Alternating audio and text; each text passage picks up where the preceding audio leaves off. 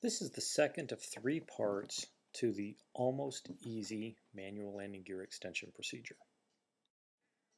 I highly recommend that when performing a manual landing gear extension that you reference the printed checklist for the aircraft. Read a step, do a step to make sure you don't miss anything. Now the checklist will tell you to do several things, but it doesn't really give you some basic information. So do this first, consider this first. Get to a safe altitude and put the airplane in a safe configuration. You want to get away from the airport, get a vector, in a holding pattern if you need to, or in visual conditions find a clear block of airspace because it will take some time to get the landing gear down. Now the checklist recommends that you do slow the airplane. The slower the airplane is, the easier it's going to be to hand crank the landing gear. You're pushing against the slipstream, less force of the slipstream. It's common to slow the plane to about 100 to 110 knots indicated airspeed, which is about approach speed in the airplane, so you should know about where to put the power to get that speed. Now that you have the airplane at a safe altitude, headed in a safe direction, and at a slowing down to a safe speed, get ready for the extension procedure by putting the seats in the proper position. In order to get a good angle on the extension handle, it works quite well to put the pilot seat as far aft as possible while still being able to reach the controls.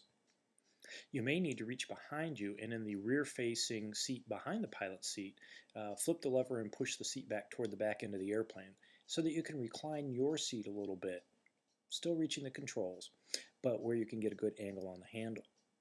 It also helps to push the co-pilot seat as far forward as possible. Now the checklist tells you to pull the landing gear motor circuit breaker, which in the 1984 and later airplanes is in the upper right corner of the left sidewall circuit breaker panel. In the pre-1984 airplanes, it is at the extreme left of the sub panel below the co-pilot's yoke. Pull that breaker, and this removes electrical power from the landing gear motor. When the gear handle is engaged, which as we mentioned earlier, if the landing gear motor should run, it will spin the hand crank around, and it will spin it rapidly enough it can jam and perhaps break your hand. I have heard of that happening. So pull this gear motor circuit breaker to protect yourself if the problem that's causing you to have to extend the landing gear manually is a bad brush in the motor. If there's only one bad brush in the motor and you begin cranking the gear handle, this will turn the motor also. If there's electricity available and it hits a good brush, it will take off. So pull the gear motor circuit breaker. Now, you're going to crank the gear down approximately 50 turns. It's going to take some time and some effort, so I like to break it down into sets. Engage the gear handle and crank it about 15 turns. Now, it's only going to go in one direction when you start.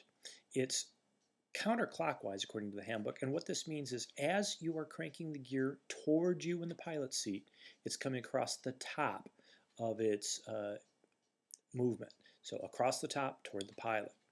Give it about 15 turns. It's going to go pretty quickly and pretty easily at this point.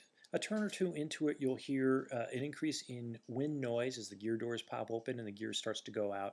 And if you have electricity available shortly, you'll see the red landing gear in transit light illuminate. After about 15 turns, sit up, take a break, look around, rub your arm if you need to, and add about 1 inch of manifold pressure. As the landing gear goes out, it increases drag, and this is going to cause the airplane to slow down. If you're on the autopilot, it will slow down and hold altitude. If you're flying manually, it will slow down and begin to descend. In either case, you need to add about 1 inch of manifold pressure after about 15 turns to compensate. Now you'll give it about another 15 turns. More wind noise, still pretty easy at this point. After 15 turns or so, take a break, look around. You're still responsible for seeing and avoiding other traffic, and add about 1 more inch of manifold pressure. Now remember that your primary job is still flying the airplane. I've flown with people who are hand cranking and the airplane starts to roll into a bank or the nose starts to come up, so they try to spin it faster, when in fact they should stop the hand cranking, get the airplane under control, and then resume cranking. There's nothing magic about these 15 turns or another 15 turns. You're going to crank until it won't go anymore. So if you lose your place, not a problem. You can pick it up at any point.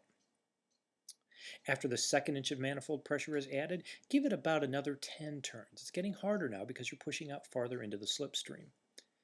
Sit up, look for traffic, rub your arm if you need to, and once again, add about an inch of manifold pressure.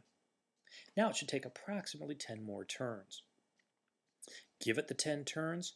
Close to the end, you'll see the 3 gear lights illuminate if you have electricity available, but you're going to crank it until it won't crank anymore. When you think you're done, sit up, look for traffic again, add about 1 more inch of manifold pressure to hold altitude and airspeed. Now, these last few cranks are very difficult, and I found that sometimes you have to do them a half crank or a quarter crank at a time, depending on the pilot. So it's easy to think that you've got the crank as far as it will go, when in fact you're not quite there yet.